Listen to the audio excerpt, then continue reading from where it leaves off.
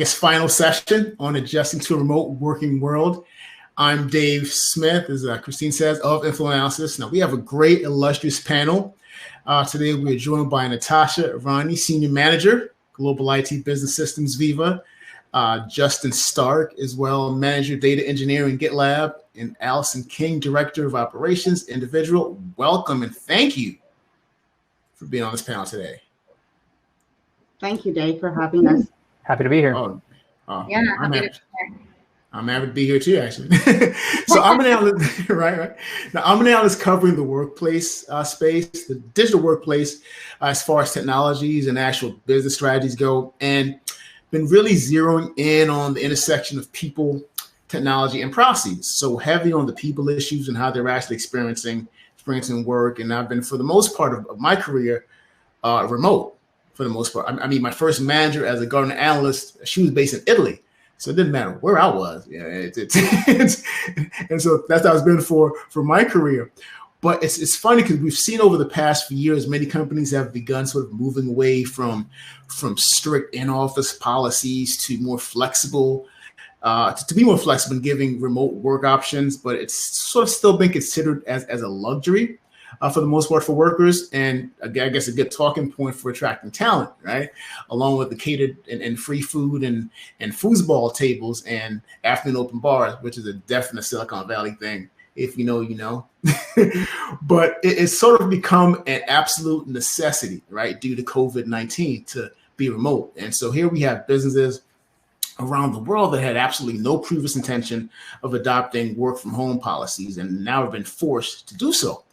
And so subsequently, many employees are now adjusting to this, sort of new reality, new surroundings, learning new technologies and what have you, and really have to balance their responsibilities of their work and their sort of home and family life. So, how do we navigate work now, right? How do we adjust to this remote working world? I actually wrote a piece for CIO not too long ago, talked about navigating the new reality of working remotely together. I mean, how do we actually do this, right? And so we have to ensure people experience the workplace better and have good experiences. How do we ensure that? How do we ensure we still focus on the customer experience in tandem to that? Because it is a continuum, right? It goes together. A healthy workplace that is, people-centered or people-centered, impacts the customer experience as well. So I'm excited for today's discussion with our illustrious panel. I can't wait to really get into some of the juicy questions and insights from the panel. My BIS systems professionals here about to work some magic on y'all. So I guess enough with my little sermon. Let's get to know our panel so they can give you all that magic.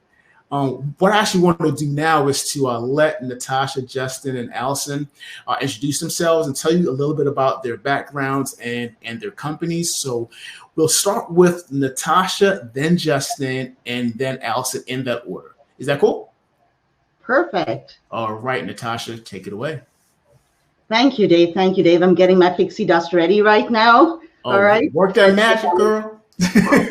So, basically, my role is at Viva Systems in the business systems function. And a little bit about Viva Systems is that we build software for the healthcare world.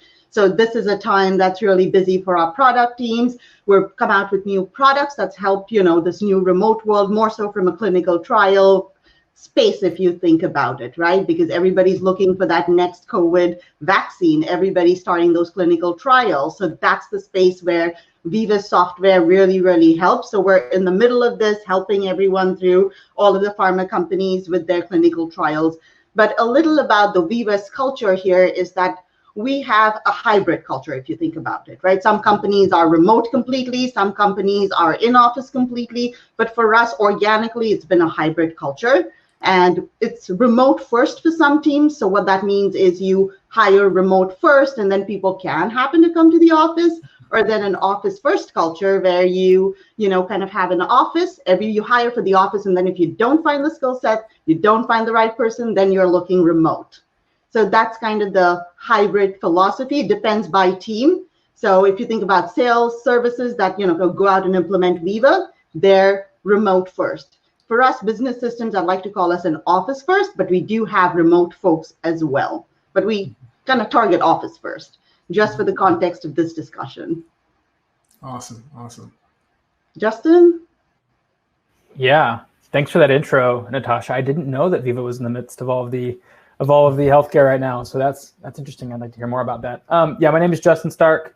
I work at GitLab. I run a small data engineering team in the data organization. GitLab is an open source company that focuses on DevOps, so repository management, but also CI/CD deployment, things like that.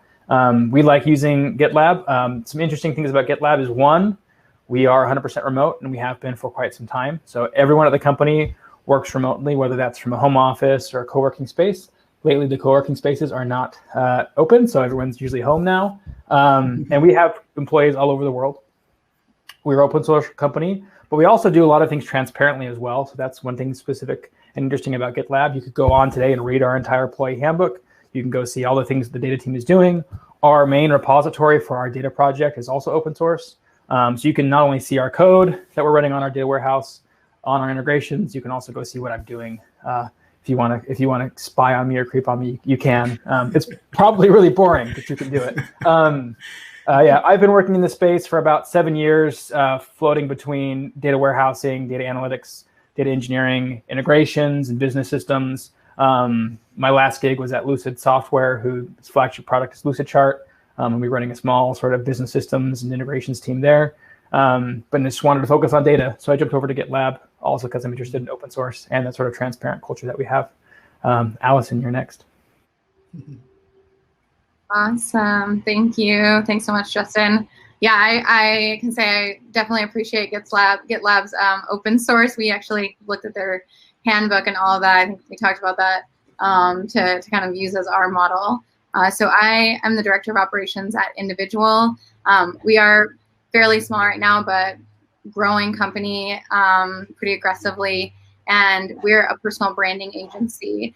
And so we work with integrity-led leaders throughout the tech and artist-based. We work with speakers and authors to express their message and ensure they have a strong and beautiful values-led platform to speak to the world and tell the world who they are. So it's a pretty exciting space to be in. It's very interesting to be in during COVID. A lot of our clients had a bit of a freak out, like, what am I going to do in this moment? So a lot of what we've been doing is really figuring out how to support them and adjust our products, kind of as Natasha said, to really support them to go remote and feel like they're empowered to give workshops and do speaking gigs and make that smooth transition to having a really, really strong online presence. So that's a lot of what we've been doing and as far as adjustments. And for our teams, it's just maintaining culture and ensuring that, we're using in an office to being able to hang out and go out to drinks after and really maintain that morale that way. So figuring out ways to do that remotely has been really interesting and something that we continuously work on. So I'll pass it back to you, Dave. Awesome. Thanks, Allison. So thanks a lot, guys. It's really interesting hearing your backgrounds and knowing a little bit about the culture of your different organizations. I mean, like you have GitLab, right? That's been Justin, you've been fully remote, right? And you guys have the documentation to show it. You've been doing it for so long.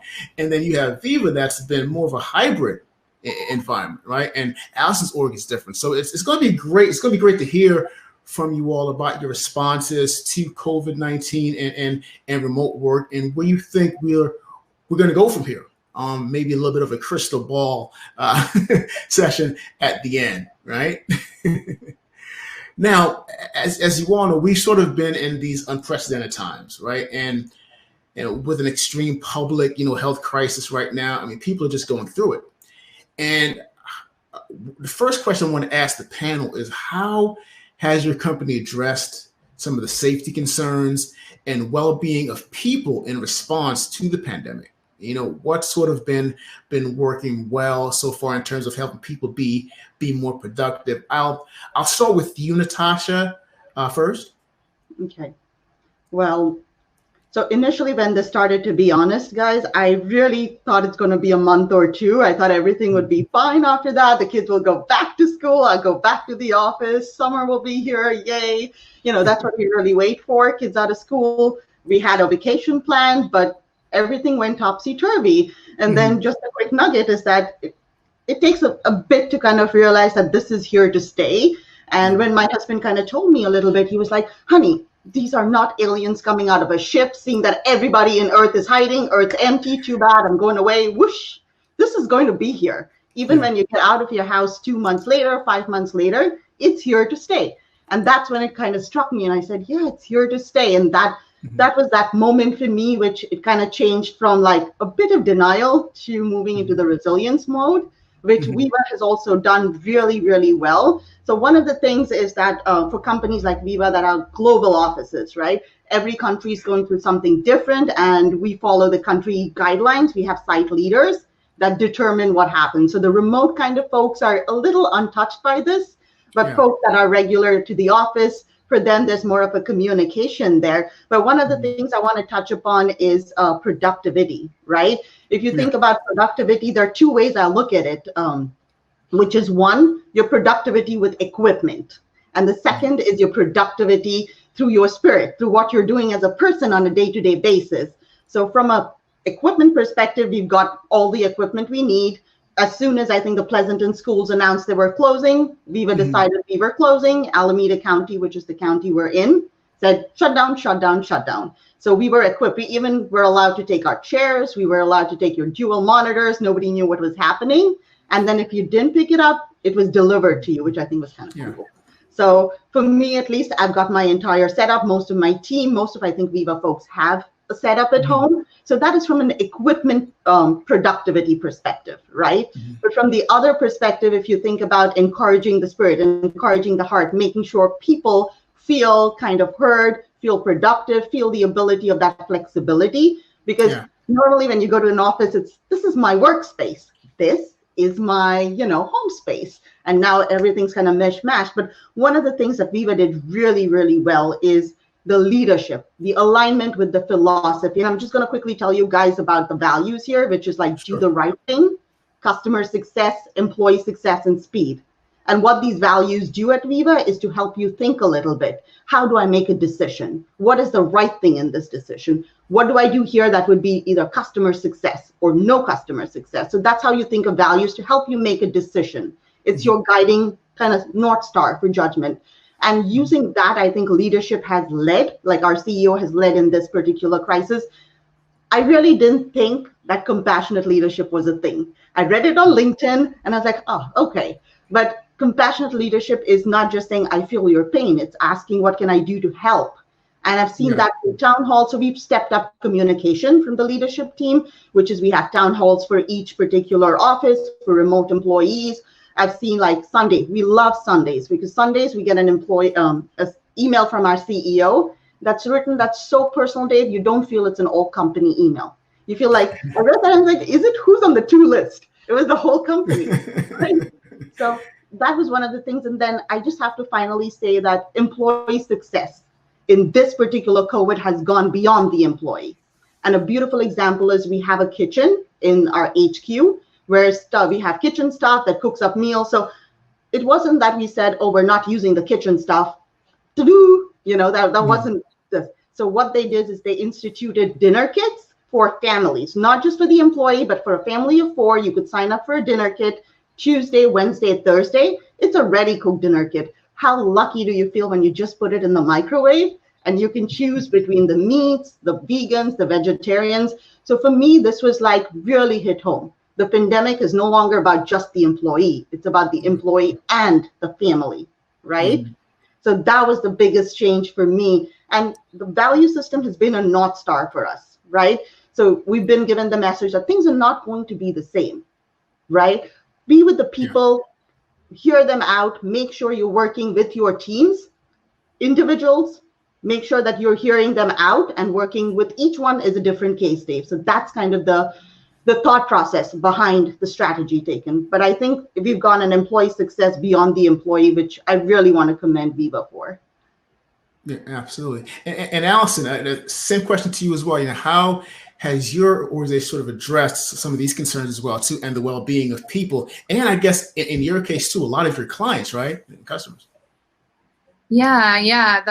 So our kind of considerations are some of the same that Natasha spoke to, is figuring out how to make sure the employees feel productive and feel supported in being productive when they're working from home. So ensuring they have a space to work, and there's clear communication from leadership. There's clear communication throughout the teams of when are people going to be online. That was a big thing that we had to kind of shift and figure out, is like, okay, we're working from home, but this is not, everyone just free for all themselves. We have to establish really good communication around when are you going to be online? Is your calendar updated? That was a big consideration.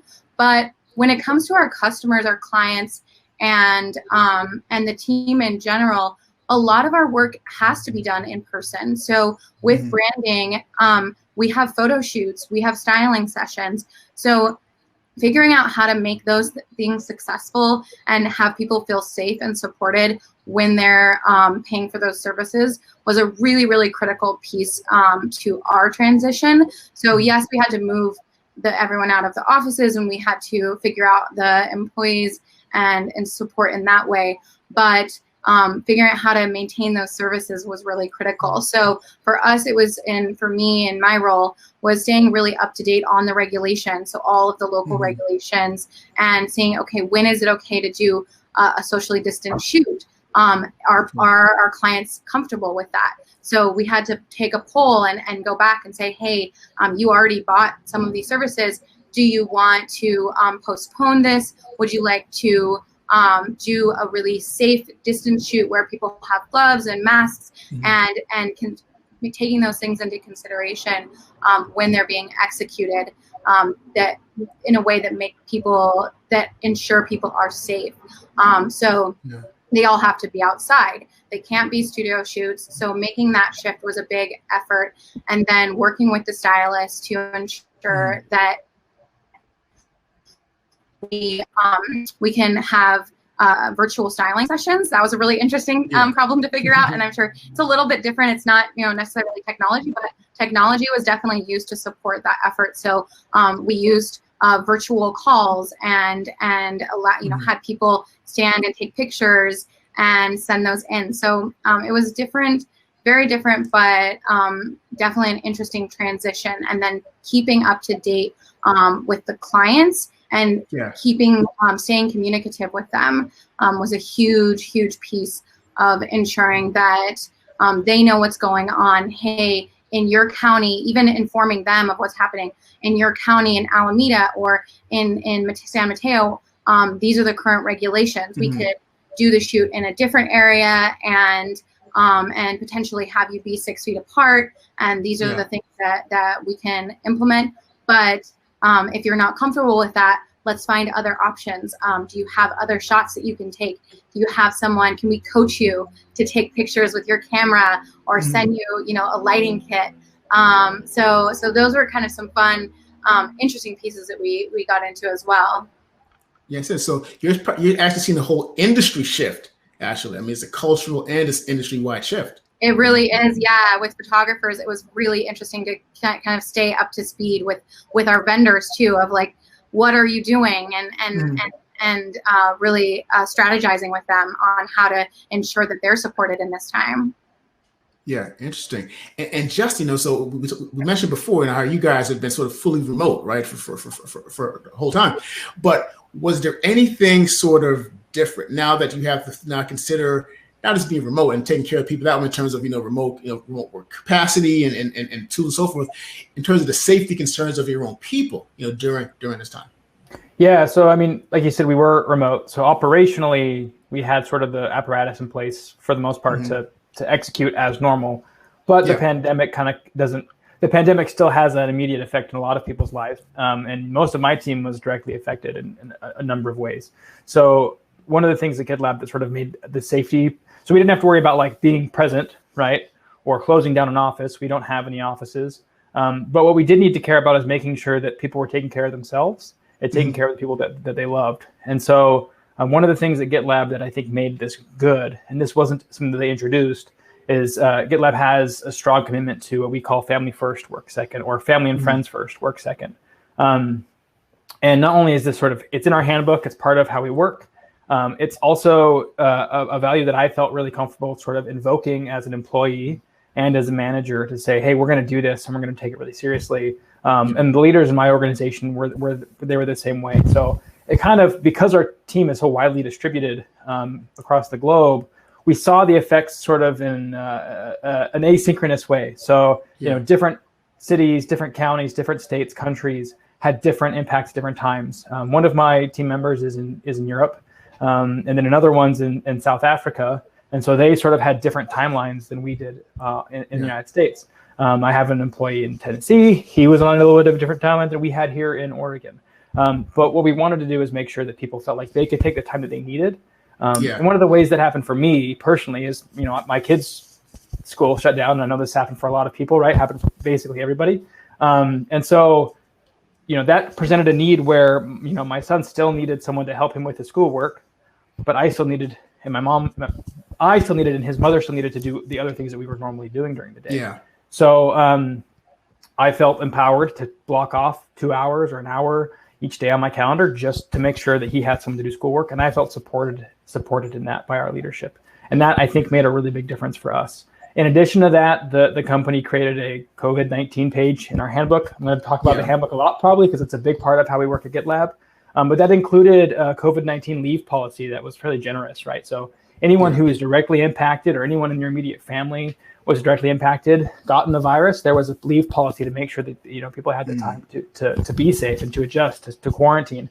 And I think safety, you know, we can think about it in a lot of different ways, and this might come up later with other questions, but I think a big part of this is we need to make sure that, like, we wanted to make sure that people could take the time that they needed to be healthy. And I think this is what Natasha was kind of getting to with this idea of spirit, right? Like, you've got to make sure that people can take care of themselves.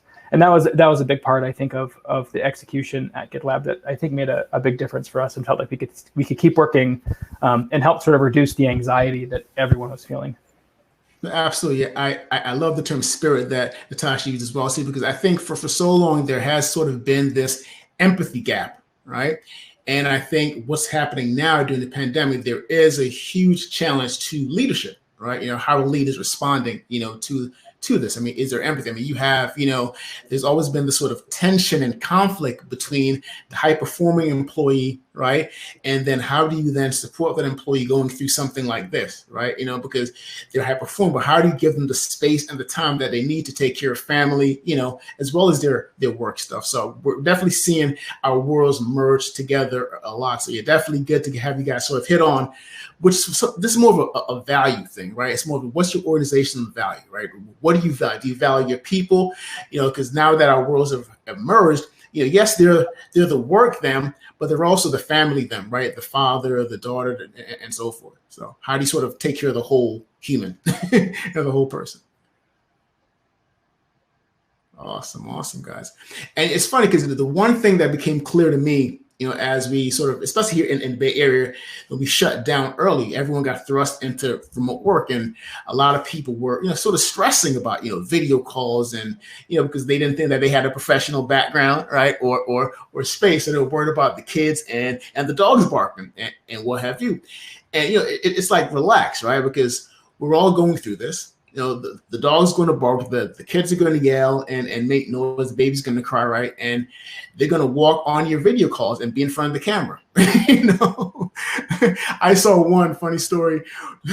One colleague's son came in full-on underwear, total toddler move, you know, full-on underwear on camera on a Zoom call. It's hilarious. But those things that happen, but it's okay. That's life, right? And I think it's, you know, making companies now revisit how they treat their people, and again, close that empathy gap, you know, between your workers, their work selves and their home selves as well too. Now, in terms of, you know, sort of helping people be more productive and so forth, what was the process like in figuring out or assessing the, I guess, collaboration or technology tools needed to be able to, you know, help people work from anywhere? Justin, I'll probably start with you because you guys have been doing this. So what was that like? What are some of the best practices now, looking at it post-COVID or during COVID, that you guys did that was beneficial? Yeah, operationally and technologically, we didn't make any changes, at least not to the way that we operate in our normal production environment. So we did have to make changes again for the pandemic, but nothing changed in terms of our tech stack. Nothing changed from just kind of general operations, but it did sort of cause us to focus on our values, and that's kind of been discussed. I would say that maybe 3 things that GitLab does that I would probably recommend for any distributed company to do, or anyone who's going to remote, is really, it comes down to written communication in almost every way. So like number 1, I'd say like start everything with documentation. We care about that a lot at GitLab, and we have our handbook for it, but it allows people to participate as they need to. It allows people to have the flexibility to, if they need to go somewhere with their kids, they can do that.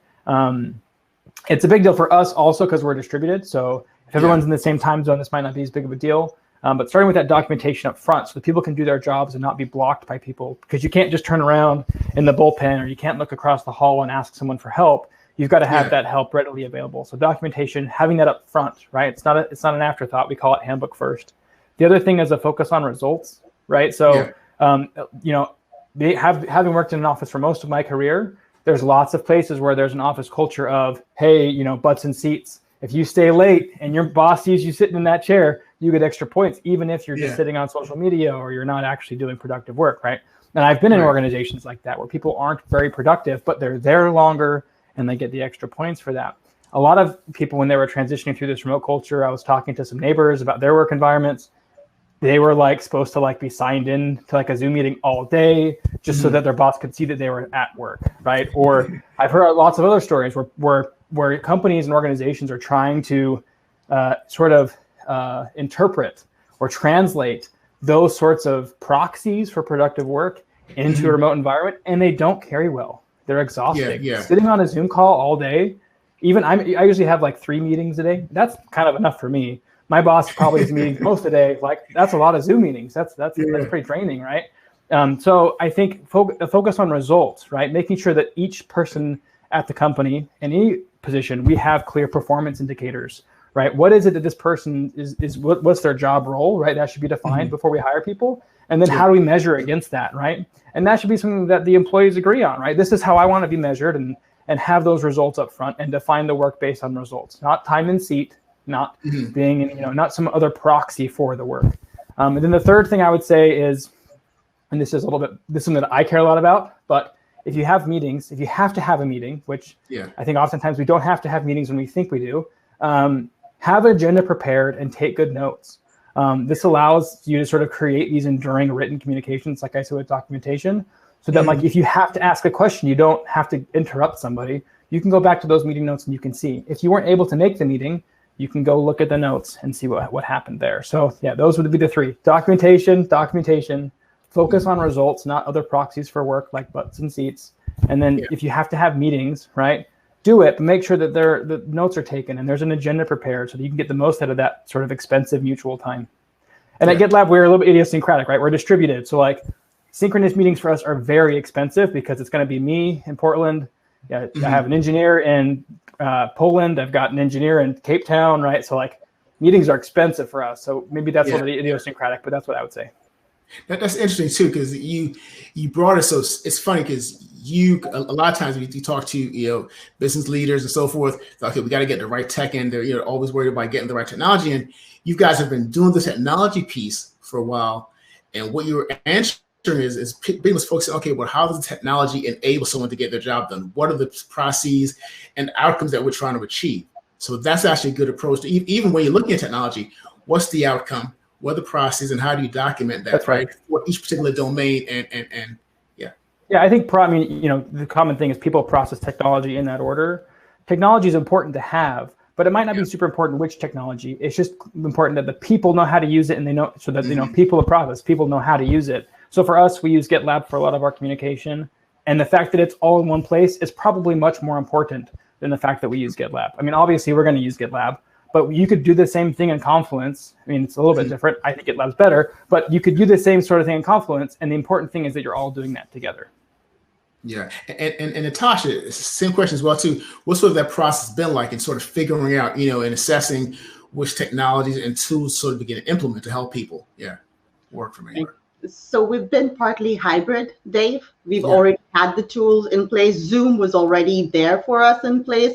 We've been a culture where video calls are kind of used a lot. Like we've got Zoom rooms, we've got Zoom video calls. We always turn on our camera. So when we had to go remote, it wasn't like, oh my God, I have to turn on my camera feeling. Yeah. It wasn't there. We were already used to it. But then going back to Justin's point where, you don't see people around, I don't think that was the case for us, because the philosophy, we have a hiring manifesto that we follow. And for me as well, personally, I kind of stress on hiring right? You hire for the skill set, you hire for the culture, and most importantly, the moral compass. You shouldn't be having to worry about, oh, is this person working? Is this person not working?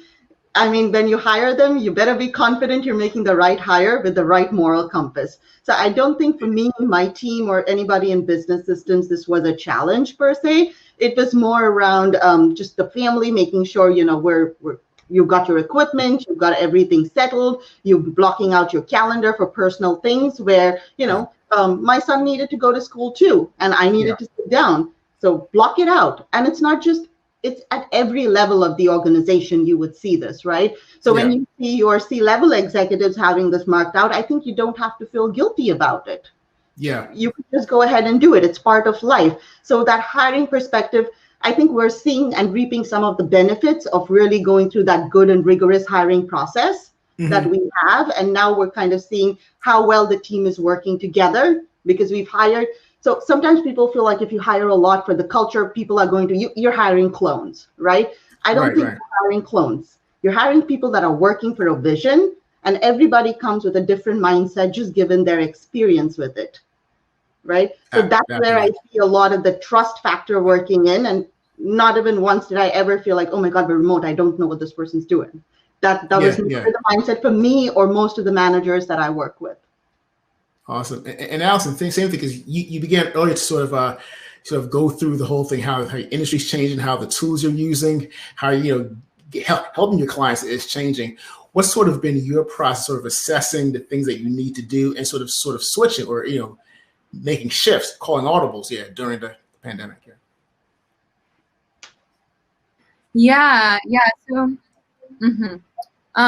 So I think, I love, and I echo a lot of what Justin and Natasha spoke to. I think, one of the main things we did really stress when we built kind of our operating plans, working with tools that enable us to do things remotely, even though we were still in an office. We wanted to be able to be flexible in case people were traveling or needed to access things when they were at home. So that was always a stress when we were kind of building our tech stack. So we've been on Zoom, and some of our clients too, right, are in different parts of the world or traveling or doing different things. So we definitely always heavily relied on like Zoom calls or automations. We use automations pretty heavily. And like Calendly, so that we can easily be able to find time on people's calendar. That was like a big thing, and kind of what I was speaking to earlier as well. And everyone mentioned it, is like block the time on your calendar, because you can't tell if you're in an office. You can go by that person's desk and say, oh, they're not there, I'm not not going to bother them. But when they're at home, you're like blowing them up on Slack or something, and they're in a meeting or they're not there. It's just making sure that everyone knows, oh, this person's out of office right now. Okay, I'm not going to try to reach out to them for a question. I'm going to go to someone else, or I'm going to go try to look up this information myself. Right. I think that was a really, really critical piece and shift that we kind of had to do culturally, was even when you're just, you want to take deep work, or you need to really prep for this meeting and take that time. You can't just tell someone, hey, no, leave me alone right now. Like, I'm prepping for this meeting. Having that blocked off on the calendar so it's super clear to everyone has been really crucial, and a good kind of cultural shift that we've done. And then definitely what Justin spoke to, documentation. That was a huge project, and that's a huge project I'm working on right now, actually, is because we're a newer company and we're growing, a lot of the things are like being built on the fly. Oh, we need this. Oh, this system needs to be put in place.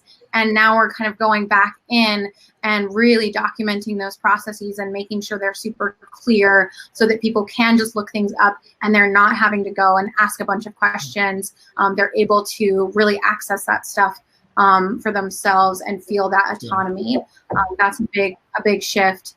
And I think a big thing too is just trusting people. We don't like to micromanage. We really trust our team. We're all really, really hard workers, and getting things done in a really timely manner and communicating if you can't get something done or going to be delayed is really critical. Just staying on Slack, opening those Slack channels for the random questions that you may have. Those are the main things. And then we have a weekly meeting that we or now bi-weekly meeting, actually. We've actually shifted to less meetings, which has been nice. We used to have daily meetings, but we've shifted to having less meetings, being able to allow people to get deeper into work and have uninterrupted time. And then when we do touch base, really using that time really effectively and checking in, giving status updates. I'm moving also to making sure that status updates are done through our tools instead of people, slacking or chatting each other or calling each other to do status updates. A big thing is a big cultural shift, again, is using the tool actually to give the status update. And so that person can then just go look at the documentation and say, oh, okay, this is the status of this project. Yeah. So suggestion for next year's conference, workshop by Allison on how to have less meetings. Please tell us how you do it, because that's the holy grail. That's all we're like, okay. But Just say no to meetings. That's the answer. If you don't show up, then you don't have to go to them. Dude, yes. Recommendation from Justin. I'm gonna tell my manager. Justin told me I didn't have to go to the meetings anymore. Exactly. You can name drop me anytime you want. I don't know if it'll work, but you can do it. Okay.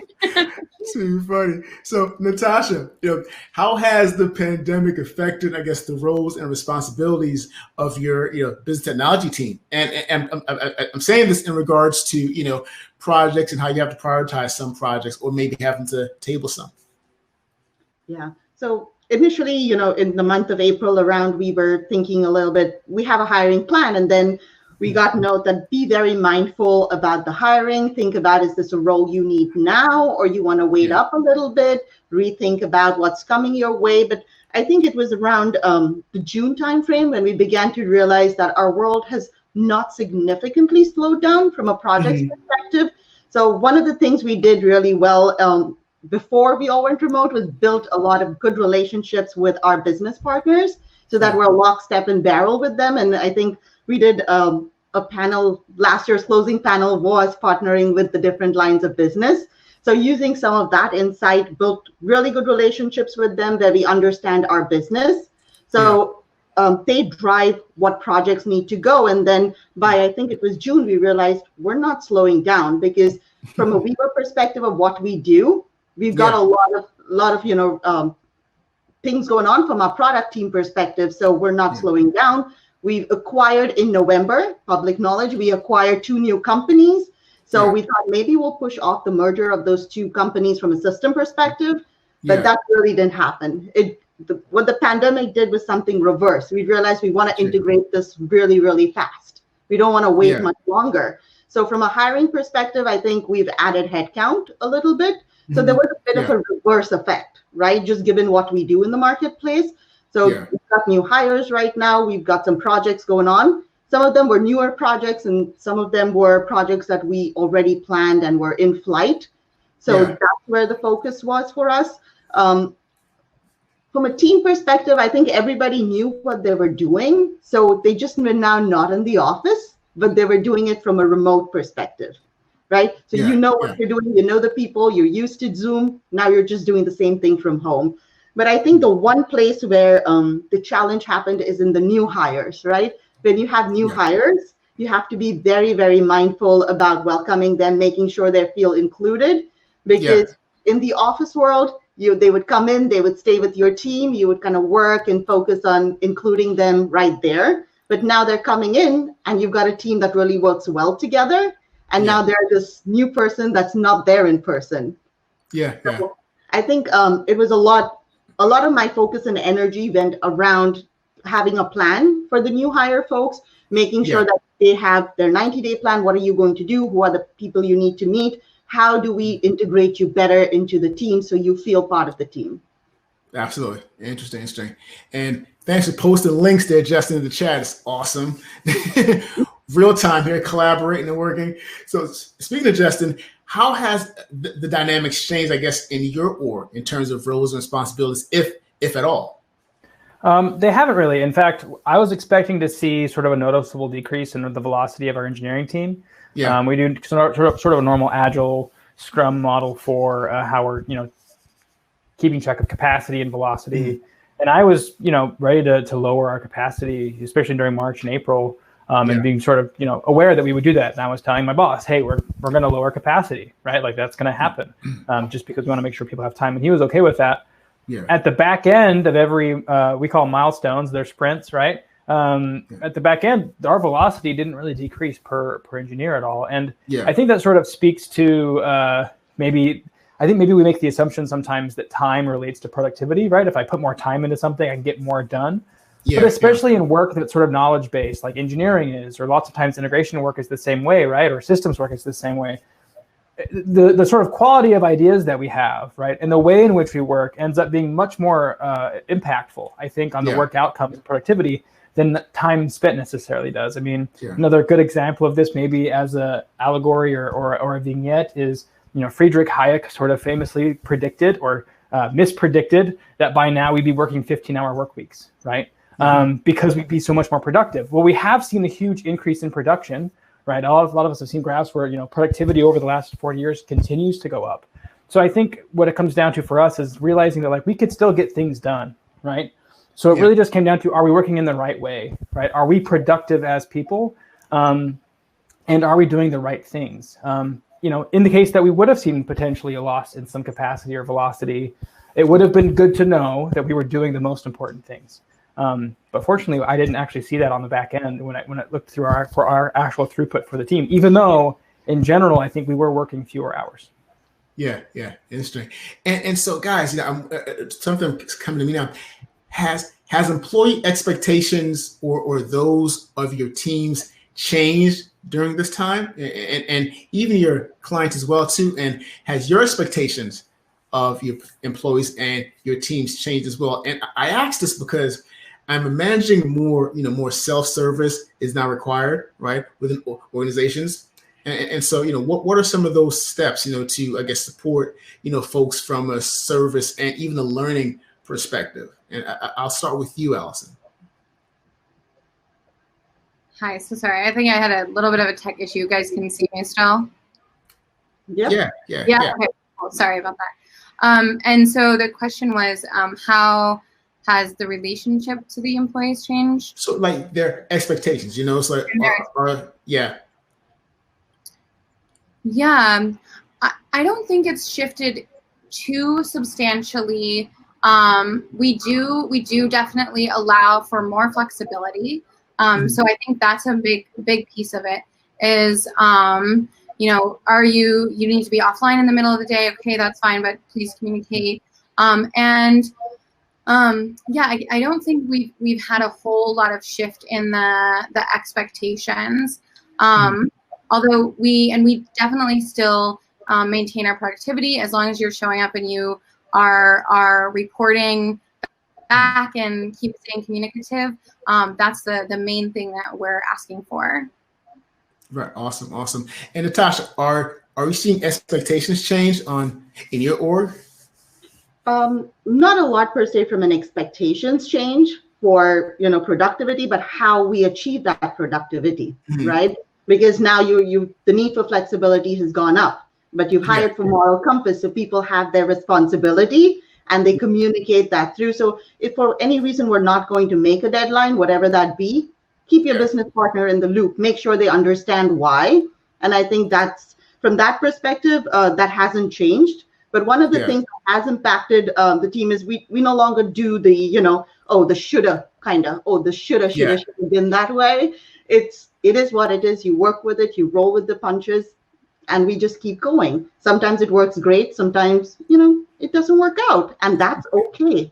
But I think we've really connected from an expectation. It's always been professional. If you think in an office environment, it's like, hello, how's the weekend going? And, well, what did you do? But right now, it's become more of a personal connection, right? I've seen people's dogs. I've seen people get puppies. I've decided, names over. So I think it's become more of a personal connection. Now, when I talk about my goals with my team, I understand better why do they have those goals, right? What are their ambitions? What are they looking for? It's given me that perspective beyond just the office a little. Yeah, absolutely. And it's interesting because each company is unique, right? And they operate in their own way. And so in regards, if you keep on this track, in regards to even people's personal career development, how can business professionals, business systems professionals continue to sort of focus on, growing their skills and careers in their companies now being remote? What are some of the supportive things that's happening? And I'll address that to you, Justin, first. Will you rephrase that shortly? Sorry, I got lost. Sure. Yeah. No worries. Yeah. How can business systems professionals, sort of begin to focus on their own personal career development? And yeah. Yeah, I'm with you now. Sorry. So when I was thinking about this, I think for one, it's a really good time to focus on technical skills, right? So I'll give you an example. So when this pandemic kind of started hitting the ground where I live in my community, I was serving in a leadership role within my faith community. And those of us who are in that leadership group that had a technical background, all of the sudden were being asked to do a lot more, because in that scenario, where we couldn't be in person anymore, when we couldn't be making these sort of community decisions the same way we did before, where we were reliant on technology, we became sort of the go-tos, right? And so having these skills, I think, in a variety of places. In this case, it was, again, in the faith community. It's not at work. But at work, too, I think now is a really important time for us to develop these skills generally. So, it doesn't really, that's adjacent to your question, but I think that's the first thing to call out. It's a good time to do it. Generally speaking, I think it comes down to how each organization addresses this issue. Fortunately, at GitLab, we have the option to be reimbursed for taking classes to enrich and learn about job relevant things. And we're also encouraged to use work time to do that, right? Maybe back to Natasha's point, like we want to hire people that are responsible.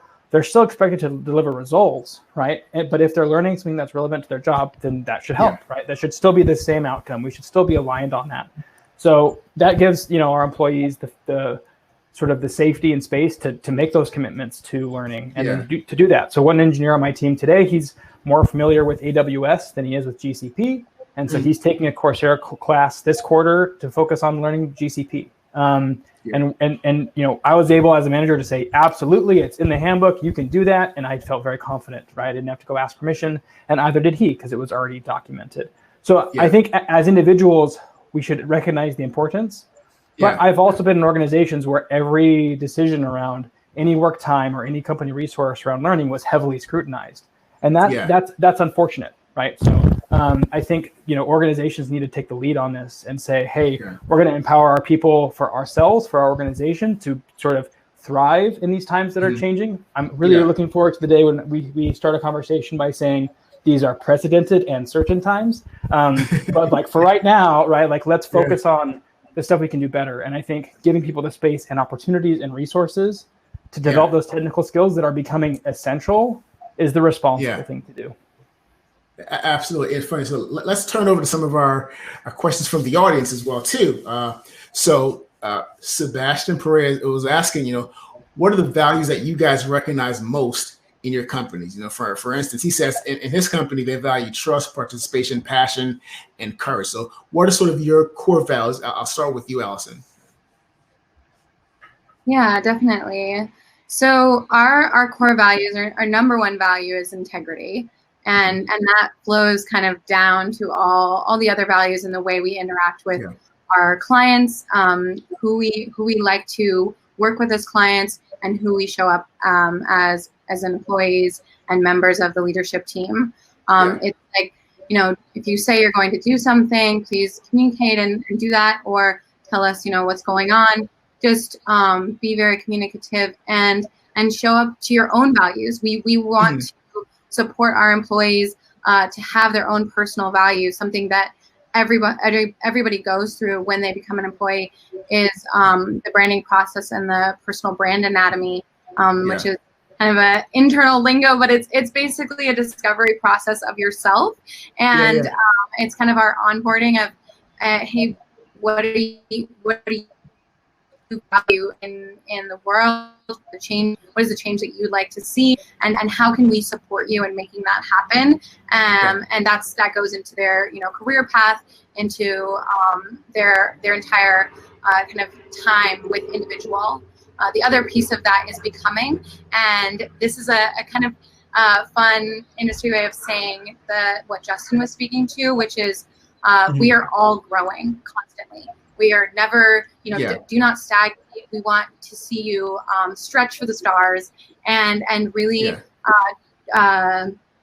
go after really big goals. Don't be afraid to train and try new things, try new ideas, new ways of doing things, test things out, trial and error. That's a really big thing that we seek to instill in our employees and our clients, and just anyone we speak to, is you are not stagnant in where you are. You can always improve, no matter how long you've been in the game or how short, right?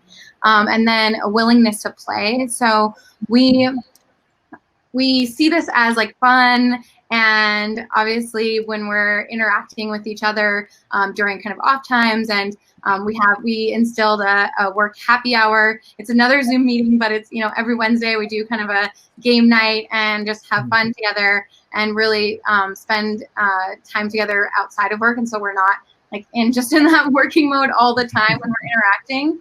So we actually do get to get deep and personal with people and see what's going on with their families and what are new exciting things that happen. So willingness to play is a big part of that. And then it's also just in your role, right? What I was speaking to of trying new things and trying a different way of doing something is kind of in that willingness to play and not taking it too seriously. Get the work done, but you can do it in a fun way. It doesn't have to be serious. And then elegance, candor with compassion, and then taking ownership of your work. So we really, really thought deeply about our values, and we went through an exercise where we came together as a leadership team and came with values that were very unique to individual and what we like to instill in every interaction. So, and ownership is a big piece of that, is like, you own your work, you own your schedule, you own your time. We are partnering with you in this, and we're seeking to support you in ensuring that both of our goals are aligned and are being met.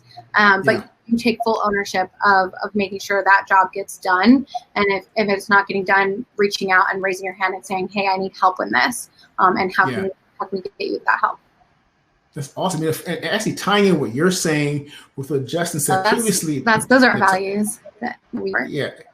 Natasha, so addressing you with the same question. So tying all that together, right? How do you then sort of promote your values, right? What are your values, and are you including? And this is a question from Sonal Dubey. Are you including the company culture and values into new hires during these times as well too? Okay, that's a very interesting question. So what our values basically at Viva is do the right thing. And I know that means different things for different people, but then do the right thing is generally, for example, if you see someone's wallet fallen down with a lot of $100, you open it up, you know whose it is, you're giving it back. So I think there's that common kind of compass there, right? That talks about do the right thing. And we have customer success where we optimize a lot for the customer. So from a business systems perspective, things have to be seamless for our customers. IT can do the hula dance, business systems can do whatever they want trapeze, but it has to be seamless for our customers. And from an employee success perspective is we're very geared towards making sure our employees are good, and speed. We can't compromise speed. We're a high growth company. We have to move fast.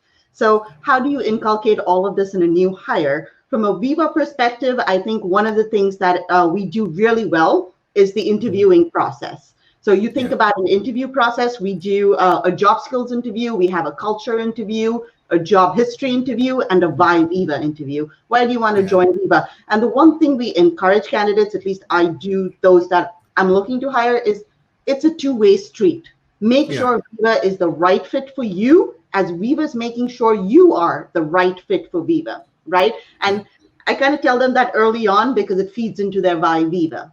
And they understand. So the culture interview, they get, and no questions off the table, right? So that's one of the ways you're starting to feel Viva even before you're part of it. And once you come in, I think somebody told me this when I joined, where we kill you with interviews, but then once you're in, you're family. And I've personally experienced that with all of the interviews that went through. But once I was in, there was that culture of trust. Trust is given until broken, which changes a lot of the attitude. And when you come as a new hire on board, if I was your hiring manager, you have your 90-day plan, you're introduced to the team, you get nuggets along the way. It's not a one-time deal. You cannot say, hello, here's our culture, here you go, you're all set. It's a journey. It's a journey, and it takes a while to settle in. And if you're with a team physically, you have like, hey, how's it going? You know, over the little cube wall, you can talk through. But now we have to be more deliberate about having syncs. Syncs not just about how things are going, how are you feeling? Are you able to manage, you know, what's been given to you along with what you've got, your personal commitments? So that's a little bit about how I'm working to inculcate new hires. It's not a one-time deal. It's a slow process. Great. So you have a moral compass, right? A North Star within your hiring process. That's your incorporating. Absolutely. Absolutely. Now, I think we're almost time here. So one last round, I would like to ask each of you for just what's been some of your personal lessons learned, you know, that you can share with your fellow business systems professionals, you know, that you learned during this time, some best practice, any little nuggets that you can give to us. I'll start with you, Justin. I think maybe one of the big things to take away, not even just from sort of the work part of COVID-19 and how it's affected us at work, but globally, is that I think we can see maybe easier than it's been in the past how closely connected we are to each other, right? I think it's easy to sort of imagine ourselves as islands or as separate individuals that can make independent choices, and we have our freedoms that don't impact other people. At work, in our communities, everywhere, I think the really thing that's clear to me now is that every choice that we make is affecting other people.